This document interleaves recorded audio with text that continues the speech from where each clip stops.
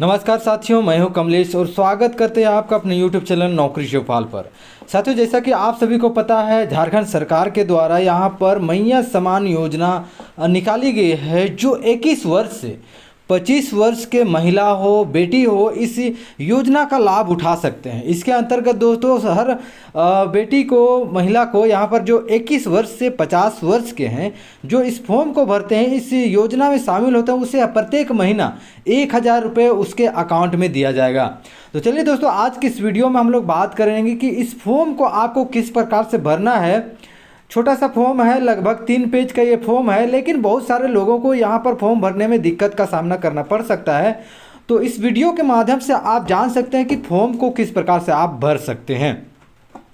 तो चलिए वीडियो में शुरू से अंत तक जरूर बने रहिएगा। कोई भी जगह को, कोई भी वीडियो को स्किप मत कीजिएगा, अन्यथा आपको कोई ऐसे इंपॉर्टेंट चीज़ छूट जाएगा जहाँ पर आपको दिक्कत का सामना करना पड़ सकता है और आप इस फॉर्म को सही से नहीं भर सकते हैं। और अगर आप सही से नहीं भरते हैं और फॉर्म को अप्लाई कर देते हैं तो आपका फॉर्म हो सके तो रिजेक्ट हो सकता है।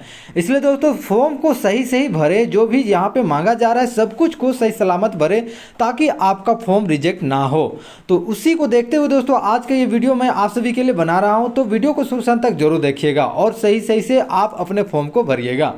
ये फॉर्म दोस्तों आपको कहाँ से मिलेगा, आप सभी को बताना चाहूँगा। ये फॉर्म आपको आंगनबाड़ी सेविका के द्वारा मिल सकती है, जो आपका पंचायत का जो आंगनबाड़ी सेविका है वहाँ से मिल सकती है। और दोस्तों इसके अलावा आप झारखंड मुख्यमंत्री मैया समान योजना का जो ऑफिशियल वेबसाइट है वहाँ से आप इस फॉर्म को डाउनलोड कर सकते हैं, या फिर दोस्तों कोई प्रज्ञा केंद्र ऑनलाइन कैफ़े में जाके इस फॉर्म को डाउनलोड करके प्रिंट करके ले सकते हैं।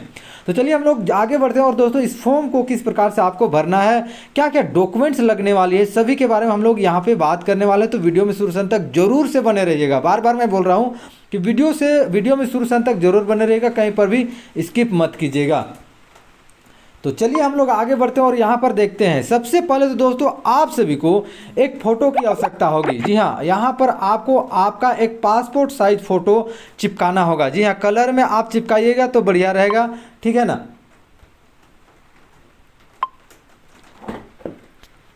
उसके बाद साथियों यहाँ पर आप फर्स्ट नंबर में देख सकते हैं कि आवेदिका का नाम, यहाँ पर आवेदिका का नाम यानी कि जिसके लिए आप फॉर्म भर रहे हैं उसका नाम यहाँ पे आप हिंदी में या फिर अंग्रेजी में दोनों में भर सकते हैं। और दोस्तों यहाँ पर मैं आप सभी को बता देना चाहता हूँ, यहाँ पर आप ब्लैक पेन से ही भरे तो बढ़िया रहेगा। जी हाँ दोस्तों, ब्लैक बॉल पेन, यहाँ पर जेल पेन से मत भरिएगा, ब्लैक बॉल पेन से यहाँ पर भरिएगा। मान लीजिए आपका नाम यहाँ पर जो भी है वो आप यहाँ पर डाल दीजिएगा। उसके बाद नीचे आइएगा तो सेकेंड नंबर में साथियों आपको दिखाई देगा पिताजी का नाम। यहाँ पर आपको पिताजी का नाम डाल देना। अगर आप जो भी आवेदक हैं, अगर आप महिला हैं यानी कि शादीशुदा हैं तो आप यहाँ पे पति का नाम डाल सकते हैं। और अगर आप अविवाहित हैं यानी कि शादी नहीं किए हैं तो आप पिताजी का नाम यहाँ पे फिल कर सकते हैं, ठीक है। अब थर्ड नंबर में आते हैं। थर्ड नंबर में आपका पता डालना है। सबसे पहले तो आपका जो ग्राम है यानी कि गाँव है या मोहल्ला, जो भी आप गाँव से आते हैं उसका नाम यहाँ पर डाल देना है। उसके बाद यहाँ पर आपका जो थाना पड़ता है, ठीक है ना, जो भी आपका थाना पड़ता है वो आपको यहाँ पे डाल देना है। पंचायत या वार्ड, यहाँ पर आप जो भी पंचायत से आते हैं दोस्तों, यहाँ पर आपका पंचायत क्या पड़ता है उसका नाम आपको डाल देना है। या फिर आप जो अगर आप शहरी क्षेत्र से आते हैं तो आप यहाँ पे वार्ड नंबर डाल सकते हैं। आगे आपको डालना है प्रखंड, अंचल या शहर का नाम। यहाँ पर दोस्तों प्रखंड, अंचल बहुत सारे लोगों को समझ में नहीं आती है। बहुत सारे जगह में क्या कहते हैं, अंचल को ब्लॉक कहा जाता है। तो जो भी आपका ब्लॉक होता है, अंचल होता है, प्रखंड होता है, उसका नाम आपको यहाँ पे डाल देना है। उसके बाद आपको यहाँ पे जिला का नाम, आप कौन से ज़िले से आते हैं, जैसे कि मैं रांची ज़िला से आता हूँ तो यहाँ पर मैं रांची ज़िला डाल दूँगा, ठीक है ना। इतना भरने के बाद दोस्तों आप नीचे आइएगा। इतना तक आपको समझ में आ गया होगा कि क्या डालना है। अब आगे हम लोग आते हैं। यहाँ पर आपको बताया जा रहा है कि आपका मतदाता पहचान पत्र संख्या। अब यहाँ पर इसमें बहुत सारे लोग कंफ्यूज हो जाएंगे कि मतदाता पहचान पत्र संख्या क्या होता है। तो दोस्तों मतदाता पहचान पत्र वो होता है जिसको लेके आप वोट देने जाते हैं, जिसे वोटर आईडी कार्ड भी कहा जाता है। अब आप सभी को पता चल गया होगा कि मतदाता पहचान पत्र किसे कहा जाता है। यहाँ पे वोटर कार्ड को भी यहाँ पे मतदाता पहचान पत्र कहा जाता है। तो उसका नंबर आपको दिखाई देगा BBD। बहुत सारे लोगों का मतदाता पहचान पत्र में यहाँ पर BBD करके नंबर रहता है, वो नंबर आपको डालना है। ठीक है, आप देख लीजिएगा आपका पहचान पत्र में किस प्रकार का नंबर है। जो भी पहचान पत्र नंबर है उसे आपको यहाँ पे डाल देना है। ठीक है ना। साथ में दोस्तों 5वें नंबर पे आता है आधार संख्या। आपका जो भी आधार नंबर है उसे आपको यहाँ पे डाल देना है सही। ठीक है ना, कोई भी नंबर को इधर उधर मत कीजिएगा। साथ ही साथ यहाँ पर 6वें नंबर पे आते हैं तो आपका खाता संख्या डालना होगा, यानी कि आपके बैंक अकाउंट नंबर डालना होगा। जो भी बैंक का आपका खाता है, अकाउंट नंबर है, वो आपको यहाँ पे डाल देना है। अगर हम लोग आगे बढ़ते हैं तो यहाँ पर 7वें नंबर पे आपको कहा जा रहा है कि खाता आधार से लिंक है अथवा नहीं। अगर आपका खाता आधार से लिंक है तो यहाँ पर आपको टिक मार्क डाल देना है, और अगर लिंक नहीं है तो यहाँ पे नहीं में टिक मार्क डाल देना है। ठीक है ना, और यहाँ पे क्रॉस कर दीजिए या फिर खाली छोड़ दीजिए। ठीक, आगे बोला जा रहा है कि दिसंबर 2024 के बाद आर्थिक सहायता प्राप्त करने हेतु आधार लिंक बैंक का खाता का अनिवार्य है। अगर आपका खाता आधार से लिंक नहीं है तो जल्दी से अपने जो नियरेस्ट ब्रांच, जो भी ब्रांच में आपका अकाउंट है वो ब्रांच में जाके आप अपने खाता को आधार से लिंक करा ले। अन्यथा दोस्तों अगर आपका खाता आधार से लिंक नहीं रहती है तो हो सके तो आपका पैसा नहीं आएगा। ठीक है ना, तो आपका अकाउंट जो भी बैंक में है वहाँ जाके आप अपने आधार का फोटोकॉपी जमा करके वहाँ का कर्मचारी को बोले कि मेरा खाता से मेरे आधार को लिंक करा दीजिए। वो कर्मचारी आपका खाता से आपका आधार नंबर को लिंक कर देगा। ठीक, अब यहाँ पे 8वें नंबर पे दोस्तों कहा जा रहा है कि बैंक का नाम शाखा सहित। यहाँ पर कौन सा बैंक का नाम, यानी कि bank of India, bank of Baroda, axis bank, Punjab national bank, कौन सा बैंक का आपका खाता है वो आपको यहाँ डाल देना। और शाखा यानी कि कौन से शाखा, कहाँ का शाखा से है वो आपको डाल देना है। बैंक का नाम शाखा सहित डालना है। ठीक है, उसके बाद दोस्तों आपको यहाँ पे IFSC कोड, यहाँ पर आपको बैंक का जो IFSC कोड होता है, जो आपको IFSC कोड डालने के बाद दोस्तों यहाँ पर आपको 10 नंबर में बोला जा रहा है कि राशन कार्ड संख्या डालना है। ये बहुत ही ज़रूरी है दोस्तों, राशन कार्ड संख्या भी आपका ज़रूरी है। राशन कार्ड में आपका नाम होना बहुत ही ज़रूरी है। अगर राशन कार्ड में आपका नाम नहीं है तो शायद आप इस योजना का लाभ नहीं ले सकते हैं। ठीक है, अब 11वें नंबर में आता है पैन कार्ड संख्या। ये दोस्तों आपका वैकल्पिक है। यहाँ पर आपका अगर पैन कार्ड नहीं है तो भी आप इस फॉर्म को भर सकते हैं। पैन कार्ड नहीं है तो यहाँ पर इसको छोड़ सकते हैं, इस ऑप्शन को छोड़ सकते हैं। आपका पैन कार्ड जरूरी नहीं है।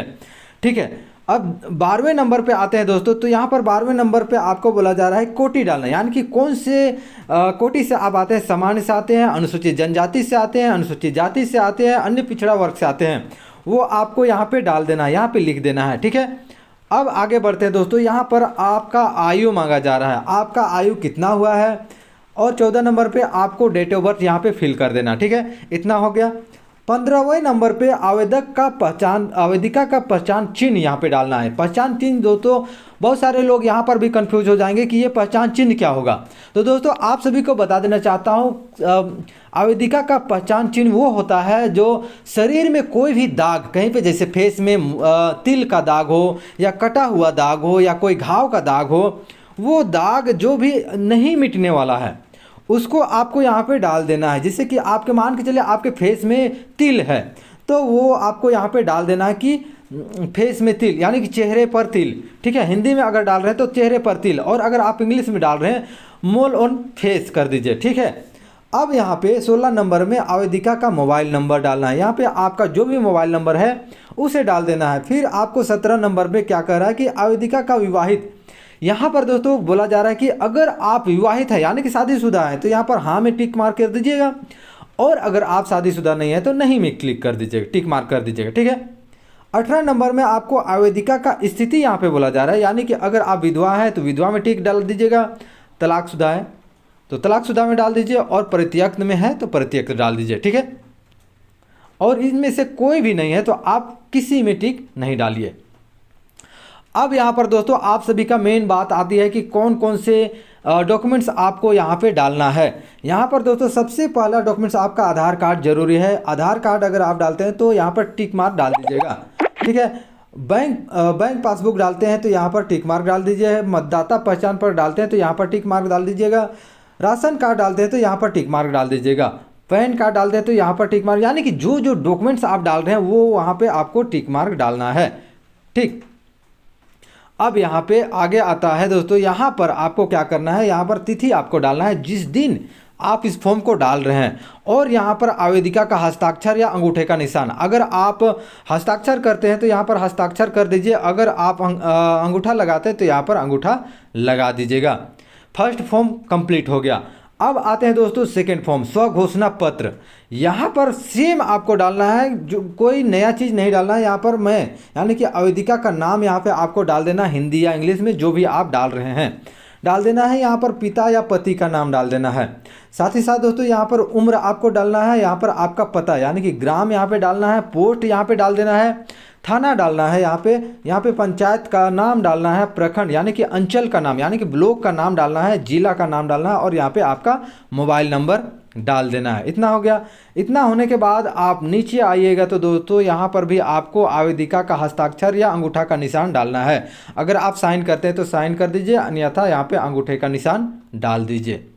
ठीक, इतना होने के बाद अब यहाँ पे आता है सत्यापन प्रतिवेदन।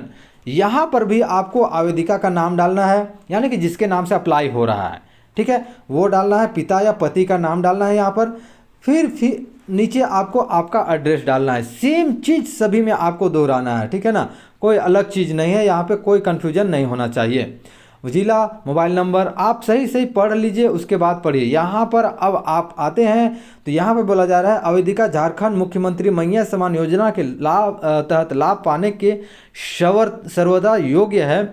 आधार कार्ड, मतदाता पहचान के अनुसार इसकी उम्र कितना है यहाँ पे आपको डाल देना है। यहाँ पर जैसे मैंने बता दिया 21 वर्ष से 50 वर्ष के अभ्यर्थी यानी कि आवेदिका लोग, महिला हो या बेटी हो या बहन हो, वो डाल सकते हैं। ठीक है, अब नीचे आइएगा तो यहाँ पे कहा जा रहा है कि आवेदिका द्वारा दिए गए दस्तावेज की जांच की गई और जांच में इनका दस्तावेज सही पाया गया। आवेदिका द्वारा पात्रता संबंधी स्वघोषणा पत्र समर्पित किया गया है, अतः